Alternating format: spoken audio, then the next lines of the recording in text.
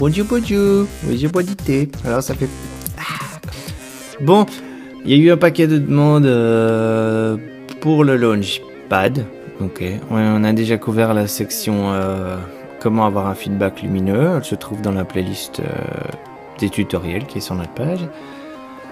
Ici, on va commencer avec un tutoriel basique, beginner, du Launchpad.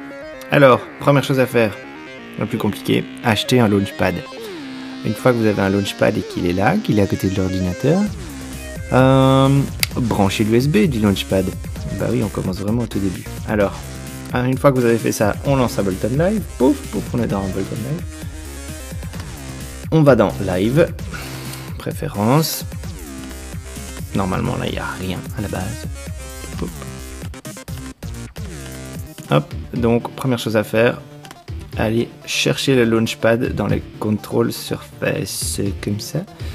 Il va reconnaître votre Launchpad comme étant une surface de contrôle. Launchpad, il est là. Vous allez le chercher. Il se met directement en input et en output. Alors, dans les inputs ici, vous allez sélectionner track et remote. Pas besoin de synchro. En output, track et remote.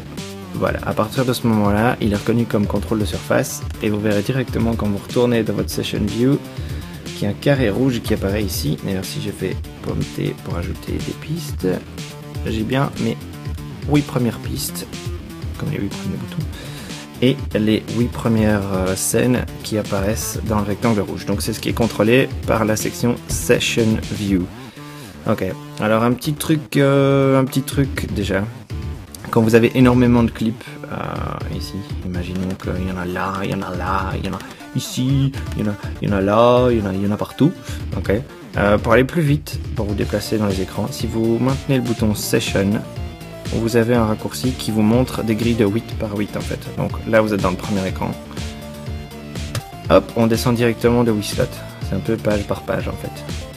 Ce qui fait qu'on va beaucoup plus vite. Alors imaginons qu'on a un clip qui joue ici en bas. Okay. Vous voyez, il se met directement en vert. Donc vous savez directement où quelque chose est en train de jouer en fait. Il suffit d'aller sur le bouton vert. Sur le petit bouton vert. Voilà, ça c'est pour la Session View. Alors, deux petites choses en Session View. Imaginons. Qu'est-ce qu'on va imaginer? Oui, voilà. La rangée de boutons ici sert à lancer une scène complète. Donc, si vous appuyez sur ce bouton, ça lance toute la ligne correspondant en une fois. Okay, donc, s'il y a des clips un peu partout, ça va jouer tous les clips en même temps. Imaginons que j'ai plein de trucs là. Qu'est-ce que j'ai? Chercher des samples, plein de samples, voilà, j'ai des samples ici, ça va être très moche, et j'ai des samples ici, et voilà, et ça va nous donner un moyen de vous montrer quelque chose d'autre. Alors imaginons, je vais couper le son de la sortie d'Ableton, parce que j'ai quand même pas envie que ça fasse du bruit à fond. Voilà, j'ai lancé cette première scène, ok, donc j'ai juste un clip qui joue, et pourquoi tu t'arrêtes petit clip? Pourquoi t'as arrêté petit clip? Parce qu'il n'est pas en loop, petit clip. Tu ne veux pas te mettre en loop? Pourquoi? Pourquoi tu ne veux pas te mettre en loop? Toi tu veux bien te mettre en loop. Bon, imaginons. Je joue ce petit clip, ok. Et puis je veux passer à la scène suivante, mais je n'ai pas envie que ce clip s'arrête. Alors par défaut, toutes les cases de l'écran sont assignées à un stop button, c'est-à-dire que si j'ai ce clip qui joue, si j'appuie sur un clip vide, hop, dans la même colonne, le clip s'arrête à la mesure suivante. Ok. Et parfois, on n'a pas envie qu'il s'arrête. Imaginons que je joue ce clip et j'ai envie de lancer tous les clips de la scène suivante en même temps. Alors, ce que vous pouvez faire, c'est un clic droit, remove stop button, et du coup, quand vous lancez la scène suivante, et ben ça continue à jouer, et tout continue à jouer ensemble. Voilà, ça c'était un petit truc. Je vais reboire du thé, parce que le thé, c'est bon pour la santé. Voilà, j'ai rebu du thé. Bon, ça c'était pour la Session View. En gros, il n'y a pas grand chose d'autre. À droite, on lance une scène complète. On peut lancer clip par clip. Enlever les remove les stop buttons. si vous voulez pas que le clip s'arrête une fois que vous appuyez sur le bouton du dessous ou du dessus ou n'importe quel autre bouton. Donc, vous pouvez enlever les stop buttons partout. Voilà, le deuxième mode, le mixeur. Alors le mixeur, il est séparé en 3 parties. Il y a d'abord ce premier écran qui est divisé en 2.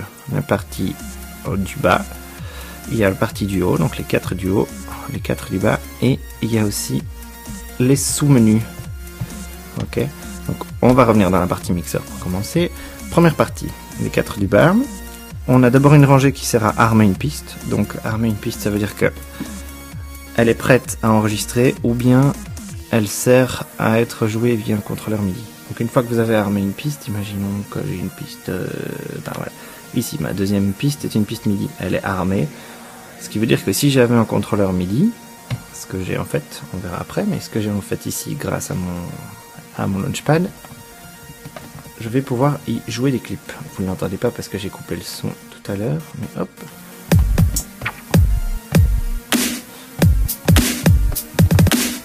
Voilà, je peux jouer des clips directement. Ok. Donc une fois qu'une piste est armée, on peut la contrôler via un contrôleur MIDI ou enregistrer. Voilà, au-dessus, juste au-dessus, c'est la piste qui sert au solo, donc c'est pour soloer une track, si ça se dit. Tout au-dessus, c'est pour activer ou désactiver une track, donc quand elles ne sont pas activées, on ne les entend pas. Et la ligne des stops, donc histoire de stopper un clip qui est en train de jouer. Même chose que pour la Session View, si vous appuyez sur les boutons ici de gauche, ça arme solo, arme ou stop toutes les pistes en une fois. Voilà pour la partie du bas, c'est compliqué du tout ça, moi je me perds un petit peu dans ce que je dis. Donc voilà, partie du bas c'est fait. Partie du haut, alors, volume, imaginons, vous allez voir tout de suite, ici, tous les boutons sont verts mais pas spécialement illuminés. Imaginons que je change le volume de la deuxième piste, ici. Ok, là il est à sa valeur par défaut, maintenant je le modifie, il est plus à sa valeur par défaut. Dès qu'on n'est plus à sa valeur par défaut, le bouton s'illumine un peu plus fort. Tout ça sert simplement à pouvoir remettre toutes vos pistes, tous vos pannes, volume et send à leur valeur par défaut. Donc ici vous voyez que la piste 2 est à moins quelques dB, je clique dessus, elle se remet par défaut à 0 dB. Même chose pour, imaginons j'ai bougé les pannes, hop hop, j'envoie du send et du pan un peu partout, vous voyez qu'ils ont commencé tous à s'allumer, hop, tout se remet à 0 dès que je clique dessus. Alors ici les 4 boutons ne servent pas à activer le volume ou à désactiver le volume ou quoi que ce soit, les 4 boutons du côté ici, ils servent à entrer dans des sous-menus. Donc une fois que vous cliquez dans le menu volume, vous arrivez à ce qui correspond au fader des pistes en fait. Donc ça vous permet de modifier le volume des pistes comme si c'était des faders. Ok. Vous voyez que tous mes volumes commencent à changer dans tous les sens. Hop. Vous voulez retourner sur le mixeur, vous recliquez sur le mixeur et hop, toutes mes valeurs sont revenues par défaut. Tout est revenu à 0. Ok. Même chose pour les pannes, tout est au milieu. Vous pouvez panner vos pistes à droite à gauche comme vous le voulez. Même chose pour les send. Vous pouvez sender vos pistes et envoyer votre signal un peu partout. Pour les send A et send B. On retourne au mixeur. Maintenant, j'ai foutu le bordel un peu partout. Et voilà. Donc, on est revenu à 0. Ça, c'était la partie mixeur. Ça ne veut rien dire, la session mixeur. Je regarde mon petit papier parce que j'ai des trucs à vous dire. Blabla, session. Voilà. On passe au mode User One. Alors, le mode User One, il sert à envoyer des notes MIDI, en tout cas par défaut. Il peut être mappé exactement comme il veut, mais quand vous mettez votre Launchpad pour la première fois, si vous n'avez pas utilisé Automap ou quoi que ce soit d'autre, son utilité par défaut, ce sont les notes MIDI. Donc c'est ce que j'ai fait tout à l'heure avec le drum rack qui était sur ma piste MIDI ici. Elle est armée, du coup elle peut être contrôlée par un contrôleur MIDI. Ici elle reçoit le signal de tous les contrôleurs MIDI, donc elle a pris celui du Launchpad, le premier qui lui arrivait. Il envoie des notes en commençant par C1 ici au plus bas. On va voir, hop, la plus basse. Et descends petit coco. Tu ne veux pas, tu ne veux pas. Voilà.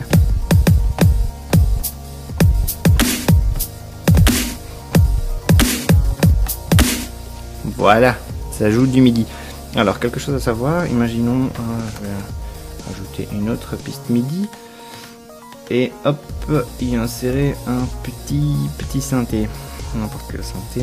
Un pop, browser. On va vite aller se chercher un son, un gros son. Voilà, on a un gros son. Alors, quelque chose à savoir. Les notes fonctionnent dans ce sens-ci. Donc 1, 2, 3, 4, 1, 2, 3, 4.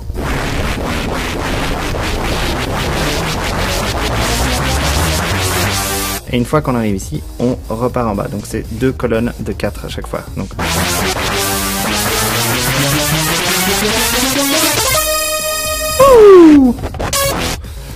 Voilà, voilà comment ça fonctionne. Donc ça envoie, user1 envoie des notes MIDI par défaut.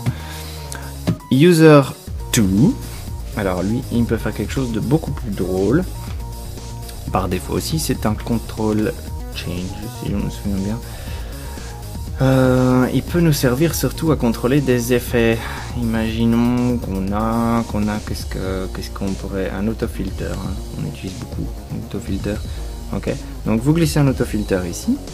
Alors, on va se mettre en mode MIDI mapping.